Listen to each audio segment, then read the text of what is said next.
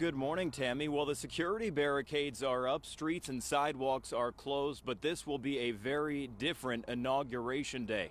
That, of course, is because over the weekend on Friday, President-elect Trump announced the swearing-in ceremony will now be taking place inside. Todd and Jackie, we just arrived back here on the scene. We want to take a look down now and show you what we're looking at. These are the southbound lanes of Route 13, and this is a very different scene than when we first arrived here a little after 3. Well, Steve, if I were to drive by this speed camera at 15 miles an hour over the limit, I would receive a $40 ticket. If I was going 60 miles an hour over the limit, I would still receive just that $40 fine. Supporters of this proposed legislation say it would crack down on dangerous driving. And Jackie, top of that list is addressing the state's ballooning $3 billion budget deficit, which is only expected to grow in the years ahead. Governor Wes Moore and other Democratic leaders here in Annapolis have said everything is on the table. That sounds like the possibility of a tax increase, but Eastern Shore lawmakers we've spoken with say they have no appetite for increasing taxes. David, the jury has been deliberating for going on 6 hours now, and I just got word moments ago from one of the attorneys that the judge has ordered dinner for the jury, so we're likely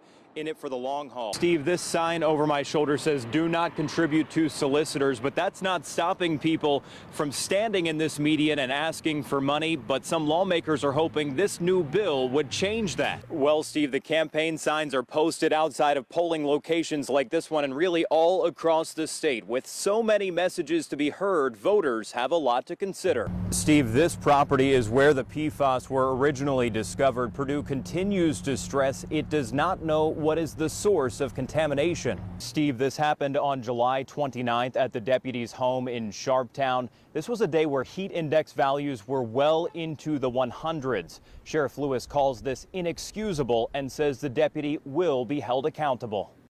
This is K9 Roxy, a 7-year-old Malinois and a longtime member of law enforcement.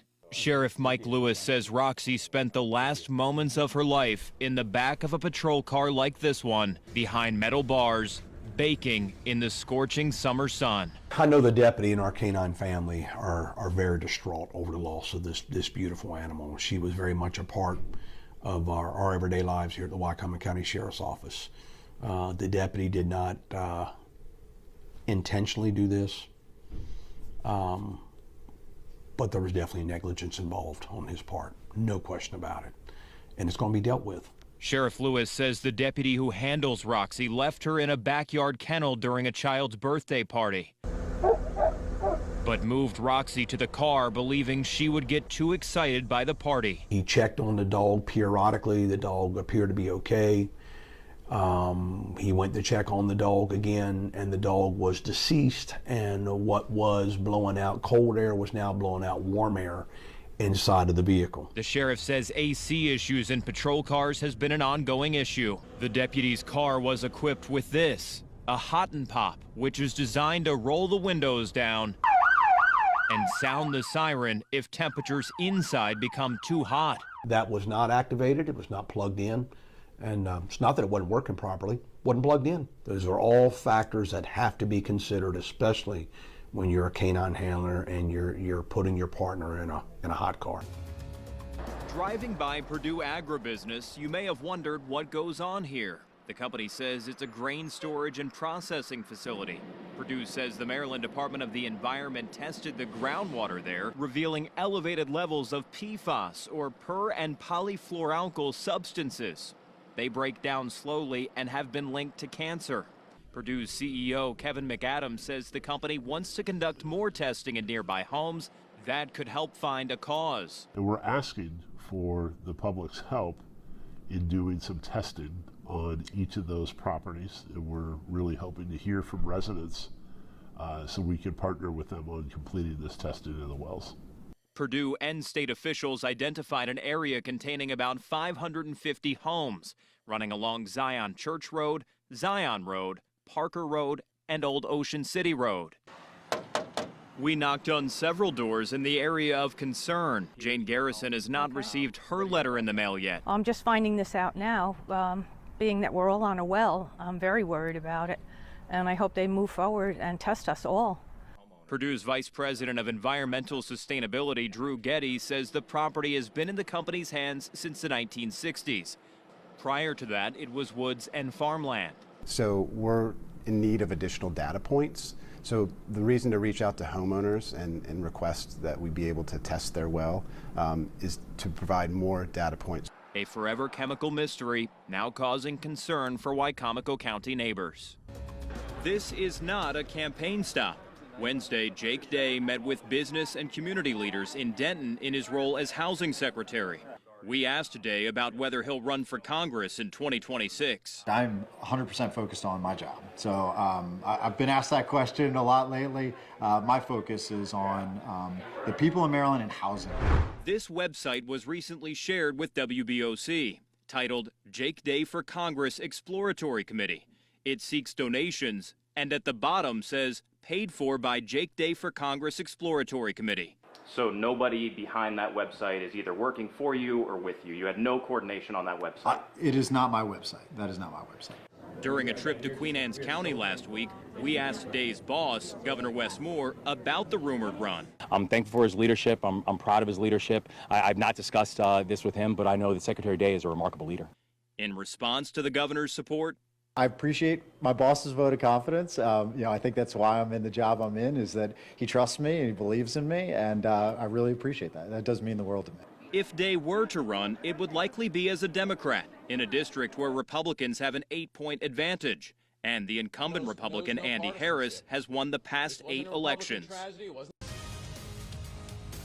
Just days after winning election, Delaware's representative-elect Sarah McBride gained headlines. South Carolina Republican Nancy Mace is aiming to keep Delaware representative-elect Sarah McBride, who is transgender, from using the women's bathroom at the Capitol. Mace ultimately won this battle, with House Speaker Mike Johnson agreeing you must use the bathroom that aligns with your biological sex. Even after this meta-conclusion, Representative Mace continues to talk about McBride and other trans people's bathroom use. How does that distract from the job that Delaware sent you to do? Well, it doesn't distract me. I think, unfortunately, it's distracting a handful of members of Congress from representing their districts, but it's not distracting me. What was done was an attempt to try to bait me into a fight that I have absolutely no interest in fighting. I did not get elected to talk about what bathroom I use. I got elected to work on the issues that I know are actually keeping Delawareans, Democrats, Independents, and Republicans up at night, and that is the cost of living. And have you, in the wake of all of this, had to increase security? Are you at all concerned about interactions with Representative Mace and others who have said such harsh things about you? I'm not afraid to interact with anyone, and I'm ready to roll up my sleeves, dive into the details, and work with anyone who's willing to work with me and be serious in delivering for our constituents. And I wonder, with transgender rights so much at the forefront in Washington right now, how will you use your personal experience to fight for those rights?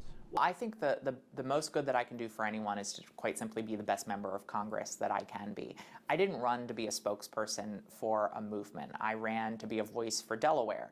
When that requires me to defend retirees in Delaware, I will. When it requires me to defend workers in Delaware, I will. When it requires me, like any member of Congress, to defend the rights and dignity of diverse Delaware, I will. As McBride has made clear, there are bigger issues Delaware cares about, especially downstate. I look forward to continue to learn more as the representative from this state, but that means making sure, one, that as cheerleaders for Delaware that are going to seek to bring economic development to this state, that we are bringing economic opportunity and development across this state. It means getting investment not just for the University of Delaware, but for Del Tech and for Delaware State University. It means grappling with the issues that are particularly top of mind for voters and constituents downstate, like making sure that we are addressing not only the cost of housing, but guaranteeing that there's the infrastructure, healthcare infrastructure, transportation infrastructure, utility infrastructure, educational infrastructure necessary to grapple with the growth we're seeing, particularly in Sussex County.